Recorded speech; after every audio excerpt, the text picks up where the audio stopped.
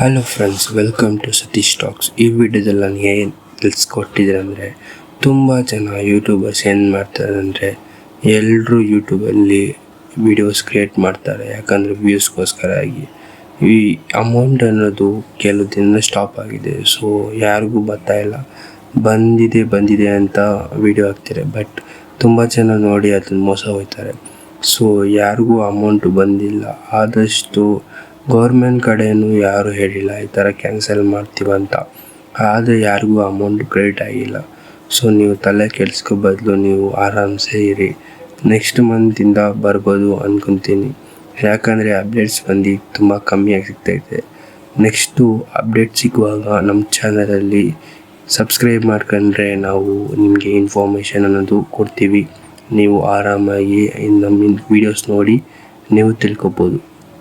ಯಾಕಂದರೆ first of all ಈ Gruhalakshmi amount ಬಂದು ನಿಮಗೆ ರಿಲೀಸ್ ಆಗಿದೆ ಅಂತ ತುಂಬ ಜನ ಹೇಳ್ತಾರೆ. ಆದರೆ ಅದು ಫೇಕ್ ನ್ಯೂಸ್. ಯಾಕಂದರೆ ಎಲ್ಲ ಕಡೆಯೂ ಅಮೌಂಟ್ ಕ್ರೆಡಿಟ್ ಆದರೆ ಅವರ ಬ್ಯಾಂಕ್ ಅಕೌಂಟ್ಗೆ ಮೆಸೇಜ್ ಬರುತ್ತೆ. ಸೊ ನಿಮ್ಗೆ ಫಸ್ಟೇ ಬರ್ತಾಯಿದೆ ಅಂದರೆ ಕಂಟಿನ್ಯೂಸ್ ಆಗಿ ಯಾವುದೇ ರೀತಿ ಸ್ಟಾಪ್ ಆಗೋಲ್ಲ. ಯಾಕಂದರೆ ನೀವು ಕಂಟಿನ್ಯೂಸ್ ಆಗಿ ಎಲ್ಲ ಕರೆಕ್ಟಾಗಿರುತ್ತೆ. ನಿಮ್ಮ ಅಕೌಂಟಲ್ಲಿ ಲಿಂಕ್ ಆಗಿರುತ್ತೆ, ಅದರ ಜೊತೆ DBT ಎಲ್ಲ ಕರೆಕ್ಟಾಗಿರುತ್ತೆ. ಸೊ ನಿಮ್ಗೆ ಯಾವುದೇ ಅಂತ ತೊಂದರೆ ಬರೋಲ್ಲ. ಸೊ ನೀವು ಯಾಕೆ ಟೆನ್ಷನ್ ತಗೋಬೇಡಿ. ನೀವು ನಿಮ್ಮ ಫೋನ್ನ ಯಾವಾಗಾದರೂ ಆಧಾರ್ ನೀವು DBT ಆ್ಯಪಲ್ಲಿ ಚೆಕ್ ಮಾಡ್ಕೋಬೋದು. ಆಗ ನಿಮಗೆ ಗೊತ್ತಾಗುತ್ತೆ ಗೃಹಲಕ್ಷ್ಮಿ ಅಮೌಂಟ್ ಬರುತ್ತಾ ಬರಲ್ಲ ಅಂತ. ಸುಮ್ಮನೆ ನೀವು ಸರ್ಚ್ ಮಾಡ್ತಾಯಿದ್ರೆ ನಿಮಗೆ ಟೈಮ್ ವೇಸ್ಟ್. ಆದಷ್ಟು ಬೇಗ ನೀವು ನಮ್ಮ ಚಾನಲ್ಗೆ ಸಬ್ಸ್ಕ್ರೈಬ್ ಮಾಡ್ಕೊಳ್ಳಿ. ಆಗ ನಿಮಗೆ ಅದು ಯಾವಾಗ ಕ್ರೆಡಿಟ್ ಆಗುತ್ತೆ, ಯಾವ ರೀತಿ ಅಮೌಂಟ್ ಬರುತ್ತೆ ಅಂತ ನಾವು ಫುಲ್ ಇನ್ಫಾರ್ಮೇಷನ್ ಪ್ರೊವೈಡ್ ಮಾಡ್ತೀವಿ.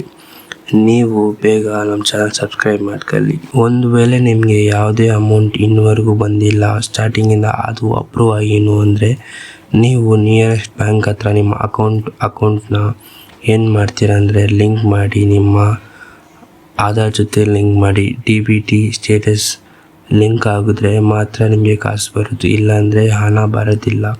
ಫಸ್ಟು ನೀವು ನಿಮ್ಮ ಬ್ಯಾಂಕ್ ಹತ್ರ ಹೋಗಿ ಅವ್ರಿಗೆ ನಿಮ್ಮ ಪಾಸ್ಬುಕ್ ಕೊಟ್ಟರೆ ಒಂದು 10 ನಿಮಿಷ ಕೆಲಸ ಇದು ಮಾಡಿಕೊಡ್ತಾರೆ. ಇಲ್ಲ ಅಂದರೆ ನಿಮ್ಮ ರೇಷನ್ ಕಾರ್ಡ್ ಹತ್ರ ಹೋಗಿ ಆಧಾರೆಲ್ಲ ಅಪ್ಡೇಟ್ ಮಾಡ್ಕೊಳ್ಳಿ, KYC ಮಾಡ್ಕೊಳ್ಳಿ. ಸೊ ನಿಮ್ಗೆ ಆವಾಗ ಅಮೌಂಟ್ ಕ್ರೆಡಿಟ್ ಆಗುತ್ತೆ. ಇಲ್ಲಾಂದರೆ ನಿಮಗೆ ಇದು ಒಂದು ರೀಸನ್ ಆಗಿರುತ್ತೆ, ಕ್ರೆಡಿಟ್ ಆಗೋಲ್ಲ.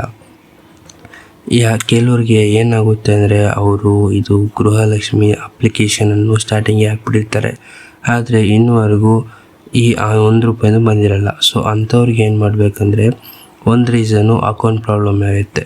ಇಲ್ಲ ಅಂದರೆ ಆಧಾರ್ ಸೆಂಟ್ರಲ್ಲಿ ಹೋಗಿ ನಿಮ್ಮ ಡೀಟೇಲ್ಸ್ ಎಡಿಟ್ ಮಾಡ್ಕೊಳ್ಳಿ. ಇಲ್ಲಾಂದರೆ ನೀವು ನಿಮ್ಮ ರೇಷನ್ ಸೆಂಟರ್ ಹತ್ರ ಹೋಗಿ ಅಲ್ಲಿ ನಿಮ್ಮದು KYC ಮಾಡ್ಕೊಳ್ಳಿ. ಆಗ ನಿಮಗೆ ನಿಮ್ಮ ಹಣ ಎಲ್ಲ ಬರುತ್ತೆ. ಸೊ ಈ ಎಲ್ಲ ಡೀಟೇಲ್ಸ್ ನಮ್ಮ ಚಾನಲಲ್ಲಿ ಫಸ್ಟೇ ಕೊಡ್ತೀವಿ. ಸೊ ಸಬ್ಸ್ಕ್ರೈಬ್ ಮಾಡ್ಕೊಳ್ಳಿ. Thank you for watching. ಇಷ್ಟ ಆದರೆ ಲೈಕ್ ಮಾಡಿ.